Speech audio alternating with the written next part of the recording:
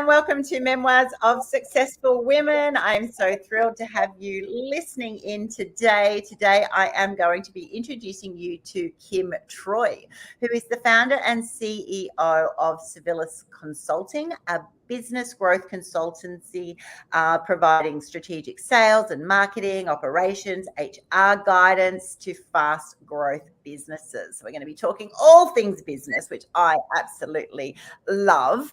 Civilis is all of their seasoned consultants work alongside CEOs, entrepreneurs, and leadership teams to strategize and implement organizational-wide transformations. And they've got incredibly deep expertise advising companies with remote and geographical dispersed business units, which is so pertinent to today's current times where we are all working remote, even when we've been in the city. So I'm really looking forward to chatting to Kim today. So welcome to my show, Kim. Thanks. Excited to be here. Fantastic. So tell me a little bit about where you are now. So who are you working with day to day, and actually what the impact of that has been in the last over COVID, when businesses have gone totally off site. They've now got remote workers. I know I'm going to tap in now later in our conversation of your work with people in Africa and others as well. But how has that actually impacted your business from in America where you are at the moment? Yeah, interesting. So first of all, my own business has always been a remote virtual office type of business. So I started my company in 2010. Prior to that, I worked with my husband to start his company all the way back to 1999. And we have operated both of those businesses virtually since way back in the previous, century. So, that our expertise and what we bring to our clients on that remote and geographically dispersed, business model is something that we have our own very personal experience in. And then my corporate background, which is what I did even prior to starting my own business, was all about managing locations all over our country. So that said, when we got to this point where many of my clients now at Civilis Consulting found themselves in that same situation, suddenly we have to go into a completely different way of operating and thinking about our business. So it's been a transition and a process for everyone, but we're just well positioned to be able to help them through that. You were so well positioned, and how fortunate for you that when you've already been, you were ahead of the times, right? Actually. I know. So you're the dream business that you go, you know what? We actually did it that way before. And when anyone else is struggling, going, oh my gosh, how do I actually have teams offsite? How do we keep that team culture, that productivity, our ability to just really, stay on strategy and get those results while we're worrying about COVID ourselves, while we're juggling homeschooling for children, while we've got partners having different situations and everything's going crazy. That was just so fortunate. So what made you actually think, I'll work with remote people sort of earlier on? What made you get ahead of the times? Why did you know that this would be what people will need in the future? Yeah, well, first of all, we learned a lot, again, kind of, operating our own business that way, about the advantages to that. Now, it's not all, sunshine and roses. It's definitely, there's certainly challenges to that. But we learned early on that when we could offer that kind of environment, whether it's fully remote or some kind of hybrid environment where they can come in and be part of a team, or work from home for a part of the time, or work in another part of the world if they want to, we learned that we could attract more people. We could pull from a much larger pool of talent than we could if we were just constrained to our own geographical commuting distance.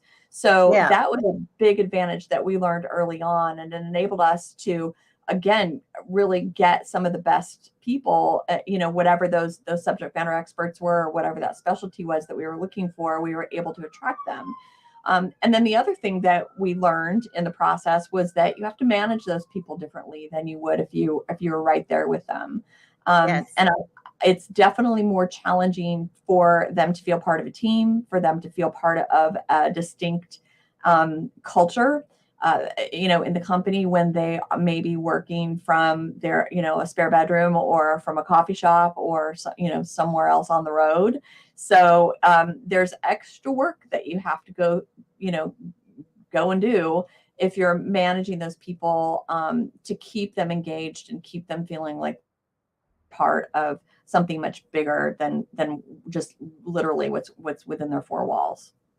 Yeah. Yeah, very well said. And I know for my business, one of my businesses, I during COVID, I had a morning Zoom, and we called it Care and Share, and it was actually just to make sure everyone was up. It's 9 o'clock. We're all happening. We're all chatting about things that you would do at the office. It might not be all business related. We'd finish with setting the day up, but we'd actually. A lot of it was, what did you watch on Netflix last night or this or that, but it actually does add incredible value, and people felt really connected by doing that. And I'm sure a few of them were sort of dragged out, and we had a bit of a giggle. What are you wearing from waist down? Probably pajama pants. But it was important. And I wonder, but now that we've actually gone back into most workplaces, or we've got a more hybrid situation, you must be finding in your business that, the onboarding of new recruits, that's going to be quite huge, because they're now coming into an environment that they don't know those people, and they're not going into the office as much as they were. Or we've got a whole new world that many people will never go to an office.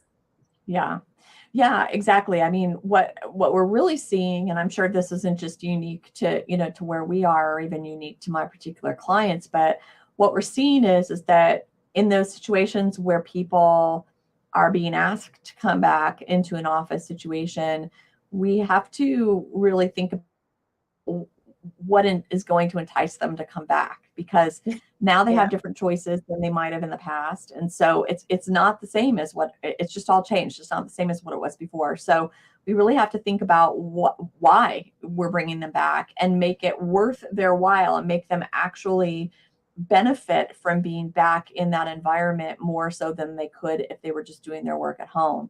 So we have to be very thoughtful about who we bring back, why we're bringing them back, and when we do bring them back, what are we doing with them so that they feel engaged and they feel like they're getting something because they are there that they wouldn't be able to get otherwise.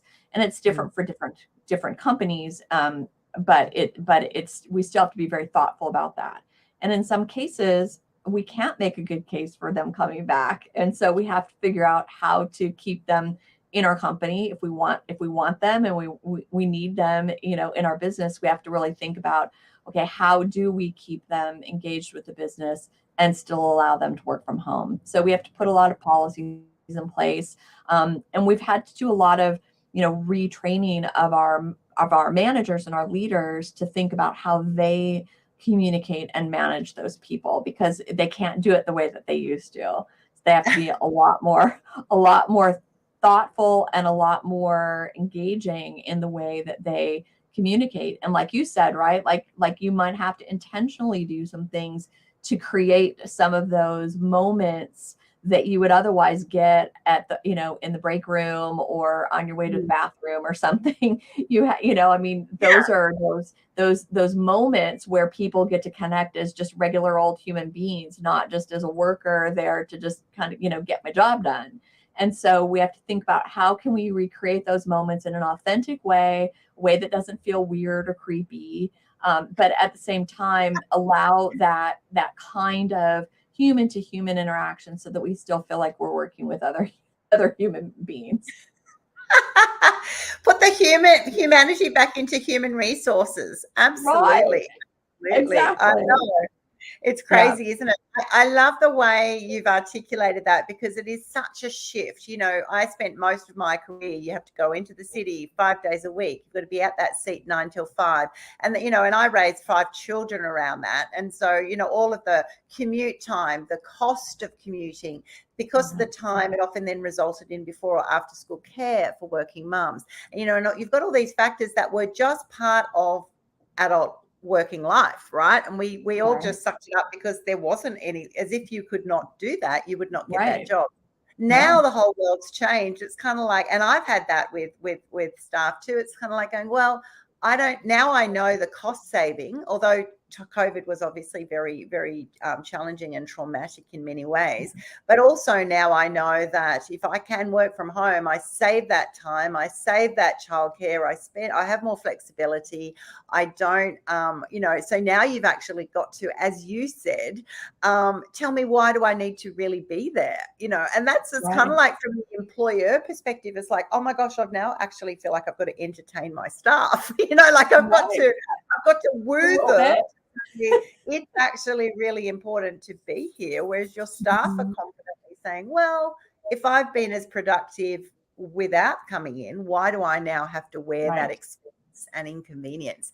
That's a huge shift, which you must be just seeing rippling through every company that you work with, just going, Completely. what are we going to actually do with this Yeah, new massive challenge, right? Because yeah, those same people, I'm imagining, are getting wooed by all these other companies who are now going, sure. well, what's the lolly, if you like, Yeah, to go to yes. them? Yes, exactly. And we really have to do that. I mean, again, we don't have a choice. It's our new reality that, you know, as employers that we're in now. So we have to rethink it because if we don't, we won't be able to attract people. A lot of my clients are manufacturers, and so they have to have people there to, you know, literally make, Yeah. make whatever it is that they're making. Um, and they're, you know, extremely challenged because all of those folks are evaluating other opportunities that are, you know, maybe pay the same or maybe require a similar skill set. And they have, you know, if they can do that, whatever they can do from home and don't have to come on site, then they've got to be, you know, I mean, our manufacturing clients now have to be much more compelling. Like I said, we have to create an environment where those people want to spend their time. We have to, you know, we have to rethink about, you know, what our breaks look like, or even what our break rooms look like, or what, you know, what we allow them to do. If we want them to be allowed to have a more flexible schedule, like you said, you know, back in the day, we didn't have a choice. You had to, you know, work your personal life and your children's personal lives Yeah. around your work and around your career. So people don't have to do that anymore. And so how can we as employers be more flexible in allowing, you know, again, allowing people to have a more well-rounded and more well-balanced life? Because that's Mm. really what this was all about. I think it gave everybody an opportunity to really think about what's important and how they want to be spending their time. And, you know, we talk a lot about this great resignation. I think that's really what it is. It's not necessarily that people were resigning. They're working, but they're just working in a different way now than they've ever worked because they realize that there are other things that they can and could be doing with their time. So Yeah. that's again another, you know, another thing that we have to work through with my clients. Otherwise, you know, we can't, they won't be able to sustain their workforce. So how hard is it to actually get those top talents? You know, those companies who are now looking for the top talent in a market that has just changed, and they're all getting enticed in such better ways than they've previously done. You know, Mhm. how is that impacting top executives and those that you're working? You know, how are they trying to differentiate themselves? Yeah, And yeah. Yeah, so that's, you know, that's the $1 million question, literally, but that is happens to be something that we're good at, and it's something that we developed, you know, prior to this. But what it comes down to is really what it is about your company that is unique and teasing that out. And it isn't going to be a sign-on bonus. It's not going to be a candy wall or ping pong tables. It's going to be something else about, why are we here? What is the mission of our organization? What are we doing? If I'm coming in to manufacture ceiling tiles, for example, acoustical ceiling tiles, what impact does my work have on the greater, on the greater world and on humans? And so we talk a lot about, for example, with ceiling tiles, we talk a lot about that, these ceiling tiles go into places they go into schools, they go into hospitals, they go into places to make the environment more effective and more comfortable. So literally by manufacturing these acoustical tiles, you're allowing children to learn more, and you're allowing doctors and patients to have more effective and meaningful conversations with each other. And so we start to sort of draw the line between, okay, what is this day-to-day work like, and what is it actually doing when I put it out there into the world? And when people can start to feel like what they're doing makes a difference and matters, it's a lot more compelling to come there than to go to the place next door where they're just all about output and how fast can you work and how much can I get out of you and did you show up on time? And so those are the softer things that we do to start developing this narrative around what it means to work here at this particular company. And when we do that, it not only helps to attract the right kinds of employees, but it also helps attract customers as well. Yeah. When we start to position our companies in ways that, in a way that again isn't just about features and benefits, but is about the impact that our company is having on the world by virtue of what it is that we do or sell, then we can all think a little, it's easier for us to, our own people and our customers to filter themselves in and out. Amazing. Your background, you've done quite a lot of work with NGOs in Southern Africa. How is it, what have you taken from your background and your expertise working in such a different environment to then apply to what your company does in a modern context? Yeah. So my work there with these NGOs, they were primarily all conservation organizations in the field. They were working in some really, operating in some very remote areas of Southern Africa, in Namibia, Botswana, South Africa. And they, their conditions are pretty rustic, to say the least. And one of the things that I learned in that environment, my work was to go there and work on them on organizational development and building capacity organizationally so that they could continue to grow. The boards here in the U.S. would pay me to go there and make sure that they were utilizing their human and their capital resources more effectively. So that was what I was there to do. But in the process of doing so, I was living, in those same rustic, circumstances. And it's really interesting, how we, in our first world environment where resources are quite plentiful, relatively speaking, we tend to not really, we tend to think that things are more dire than they actually really are. We go through the day, or we go through the week or the month, and busy ourselves and worry ourselves with things that seem, extremely critically important. So when I find myself over in that environment where we're living and working out in a very remote situation where we might run out of water, our well runs dry, and it regularly would do that. And so what do we do about that? How do we, as a team, as a group of multicultural people from all over the world coming to work together on this one, in this one organization, how do we work together to cope, to adapt, to to come up with some innovative solution for us to be able to get water back onto the site, or food, or whatever the case may be. We would we regularly would have situations where we'd have to go out and rescue an animal that was in distress, or we'd need to, our limited vehicles would break down out literally in the middle of nowhere, and you don't just call AAA or the tow truck and have them come and get, just retrieve you.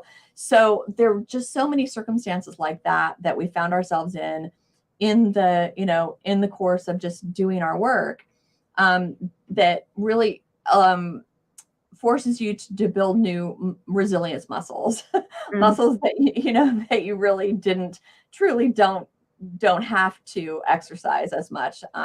Clearly, I think what happened with COVID forced all of us to have to do that, and so in some ways, maybe there was some silver lining there. But learning that resilience is something out there in those very remote situations, that because it really is life or death in many, a lot of times. And so that was certainly a big takeaway for me. And the other thing too was the truly what diversity and inclusion means. Again, in our environment, we hear a lot about that these days, and about how we need to have a more diverse organizations, or a more inclusive work culture. It's true, we do. But when you're in a situation like that, you truly learn the value of that. You learn why it's important. Sure, it's challenging in many cases. I mean, again, these were people coming from all over the world to work on a project, that has a mission to save a species. So It's a big mission. People are there, very passionate about it. They all have very strong opinions, their point of view, and how they all come together to be, to work together for that common good. If you didn't have that diverse environment, and if you didn't truly have an inclusive culture, you wouldn't be able to accomplish your work. You wouldn't be able to accomplish your mission. So working in that environment gave me a true appreciation for what it means to to have all of these wonderful, and who knows, right? Who knows who's the guy or the gal that knows how to fix the truck that just broke down? That might not be in their job description, but somebody's got to do it. And you look around and say, okay, what do you know? What do you know? How can we all come together to make this work so that we can, get back out on the road? So I love what you've shared, and I've enjoyed that over my life of just going into different aid trips and things. We've done them in Nepal and Thailand as well, and through a couple of businesses that we've done. And we've also taken our children, because that's it. It's often the random thing. Suddenly someone speaks a different language. Someone suddenly has had this major experience in one, area that is unpredictable, completely unrelated to the role that they're having. And I love that's right, the breadth of team and culture, and that's right, diversity that it brings, and how rich that is. I also love that it's kind of like a game of Survivor, right? You suddenly, when things go bad or challenging, which they will often more in a third world situation, then you actually do rely on the team more. It's like, so you build resilience because things go wrong all the time, but you also tap into elements of the team that you all need to be there to actually do the job. In corporate America and other situations, like, your infrastructure is all great. I just need to do the job and be there with the team. And I'm assuming the mechanics work. But when the mechanics don't work, such as, you're got to go somewhere and there's been a landslide and you actually can't get there, or, that's right, there's no water, or something's actually preventing the actual outcome to happen, you're then going to really learn about, the team skills, the team building, the culture, who teams up and who criticizes, who has got a short fuse, or who actually goes, no, come on guys, we can do this, or those creative minds. I absolutely love all of that. They end up loving the result more. Yeah. That that feeling when you're all in. We're all in for, it's not just a company. We've all soldiered on through a time, a challenge, and Yeah. it definitely brings out the best in a team. It Not that we does. always be going through adversity, but when you have those moments, it's certainly golden, isn't it? It is. And it's interesting because we were, once you're out there, you're out there. I mean, no, you can't just say, okay, I quit, I'm going to go home now and not deal with this anymore. And so, we would, I would work there for, 2, 3, 4 months at a time. So I would be there over a pretty long period of time, and we would have lots of other, volunteers or various folks come in to participate in this project, for varying lengths of time. And it was interesting to watch how some people, adapted and how some people had a much harder time adapting to that. But, when you're immersed in it and you literally have nowhere else to go, you don't have a choice. You either, your survival, depends on your ability to figure it out and figure out how I'm going to be part of this team. I can't just, take my toys and go home. I have to, I have to stay here and be part of this, So if I want to have dinner tonight, I better team up because there's going to be repercussions.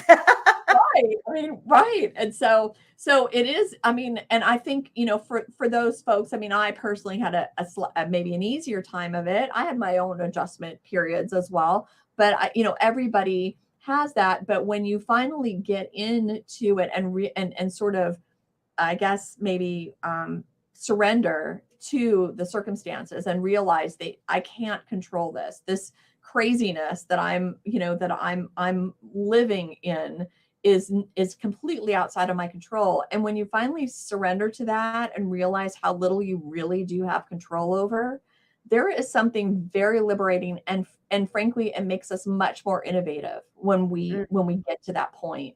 So that, I think that was something that was really, it was just a great thing to see and to experience over and over again. And, again, bringing that back home and bringing that back to, what we've all been through with COVID and with the pandemic. Clearly, it threw all of us, into a bit of a tailspin, but, now we've figured it out. We've come out, we've survived, and hopefully our businesses are still intact. They might look very different than they did going into that, but that in and of itself is a true testament to our resilience. So we all need to pat ourselves on the back for that. Absolutely.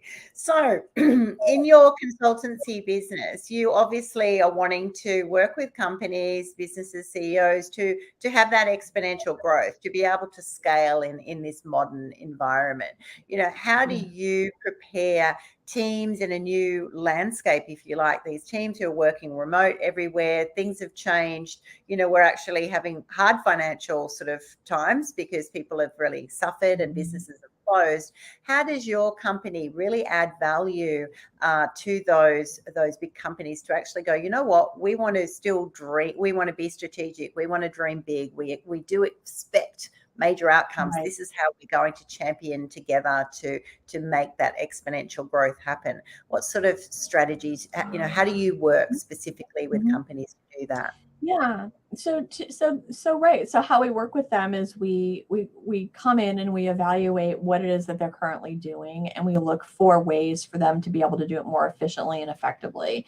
So usually whatever it is that we put together strategically, and again, it can be on client acquisition side or talent acquisition, or it can be around just their operating environment and how it is that they operate their business. But we evaluate what they're currently doing, and we find those opportunities for them to be able to save money, but more so, it's not about saving money, it's about using their resources more effectively. So typically they end up, we kind of pay for ourselves in that way, in that we're able to kind of get things going on the right track. And then once we're done and once we're over, they're set up to continue to go on. So usually a company comes to us when they're having some kind of impediment or some kind of limitation to their growth. Right now, a lot of times it's because they can't hire people, or they can't hire enough of the right people or keep them on board, or they've had maybe a big leadership change for whatever reason, and they're struggling, with their new model. We have had customers or clients come to us during this time challenged with their with supply chain issues, and how they're, what do I do now? What do I make? How do I deliver it? Yeah. So those are the types of sort of engagements that we look for. But it's when a company is having this, sort of I don't want to say unknown because they know about it, but an unsolvable or a seeming inability to be able to move past a certain level that the organization has reached. And that's what our team is particularly good at doing, is really, diving in and really understanding, okay, where are the efficiencies, that we could realize here, and then how do we implement those? How do we actually put them into place, and how we get people set up to be able to take that forward? Fantastic. And I can feel your love and joy for what you do. In your voice, I just absolutely love someone who's just so passionate about what they do.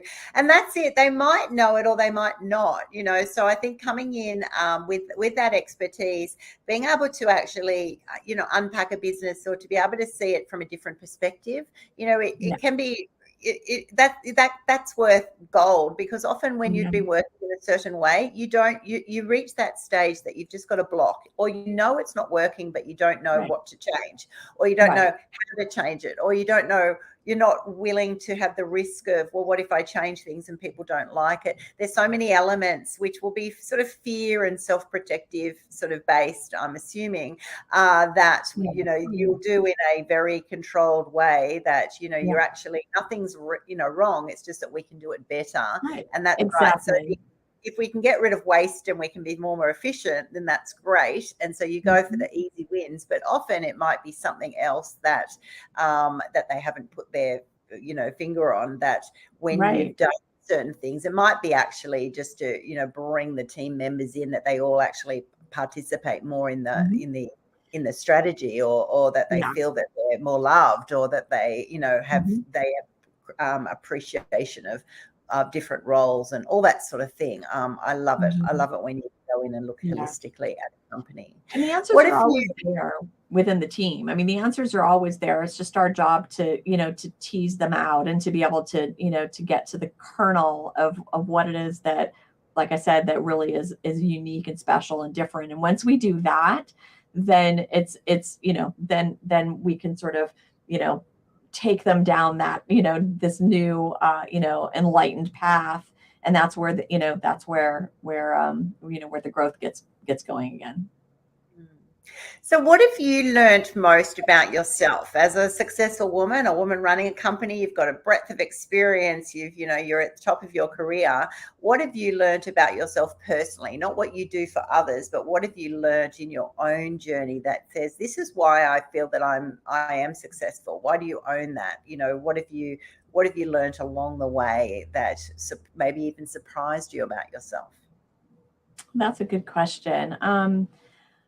Oh gosh.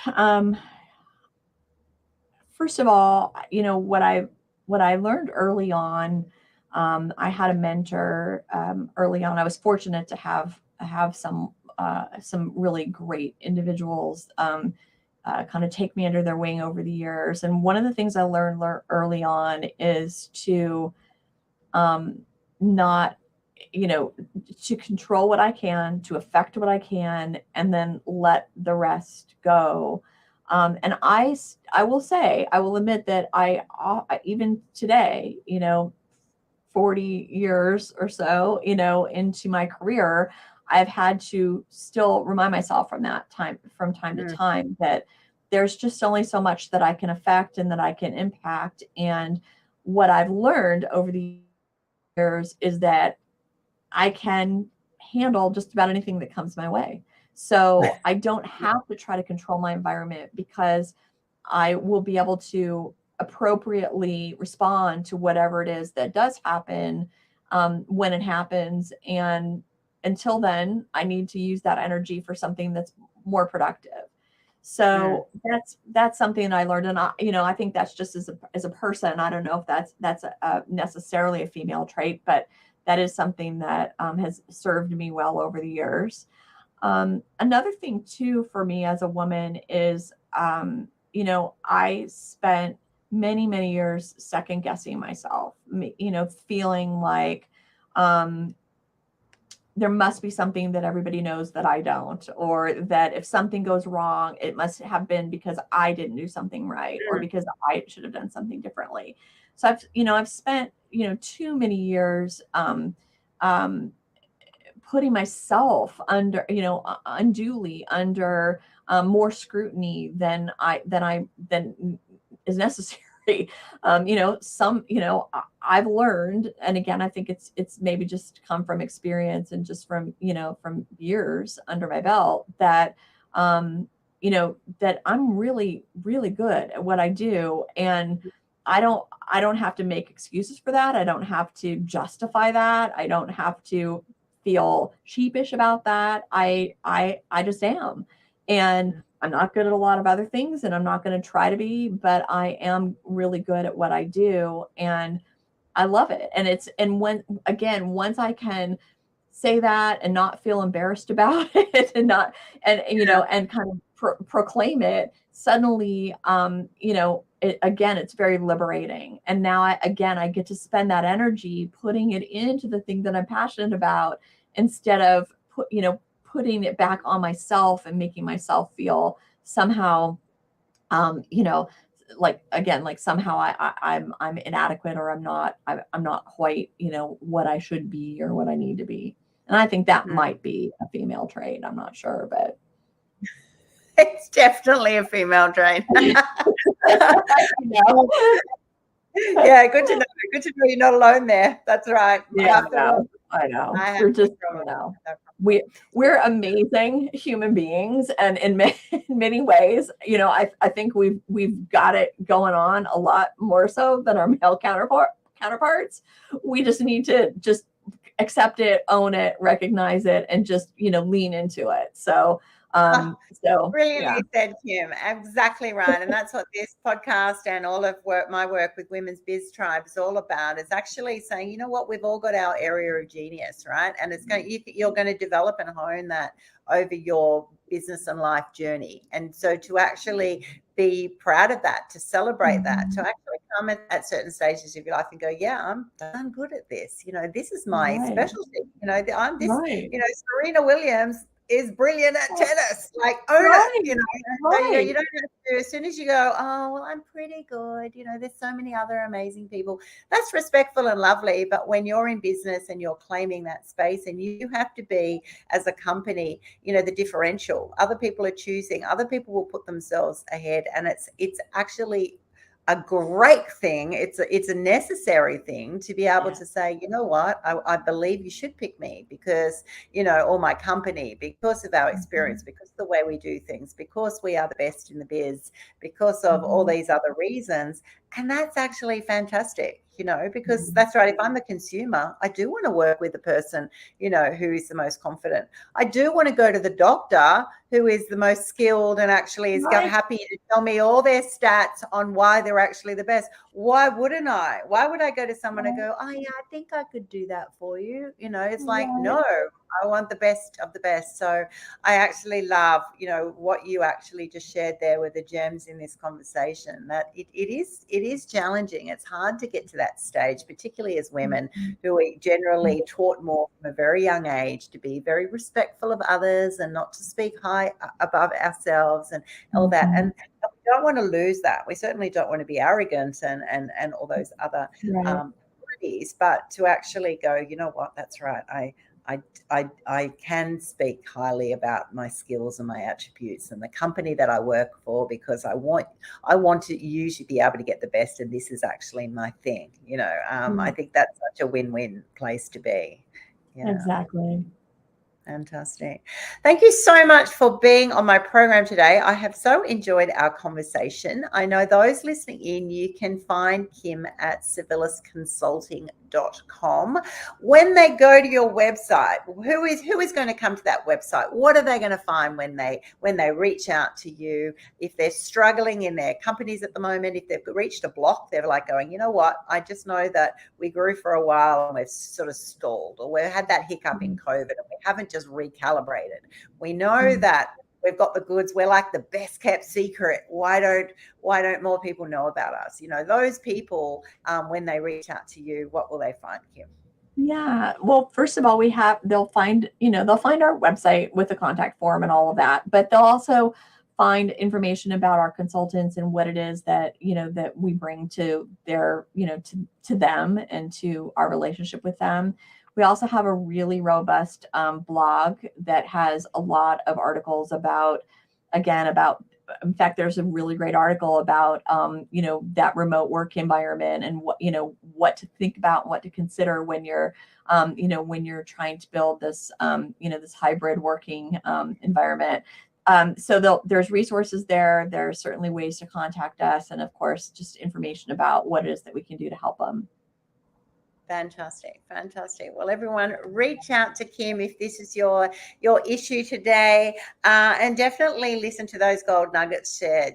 Start backing yourself, believing in yourself. I love what you shared too about, just not worrying about the unnecessary. It does waste a lot of time and a lot of energy, and we all do it, and we all just go, it's suddenly, weeks to go by, or you just feel totally drained, and for things that haven't happened yet, or may not even happen, or even if they do, everything is solvable, right? So definitely get proactive about where you're wanting to move ahead, and reach out to women like Kim and myself if that's been a trouble, a real stumbling block for you, because there's definitely ways to power through there and to just level up to your next stage. Fantastic. Well, thanks for being on the show today. It was great.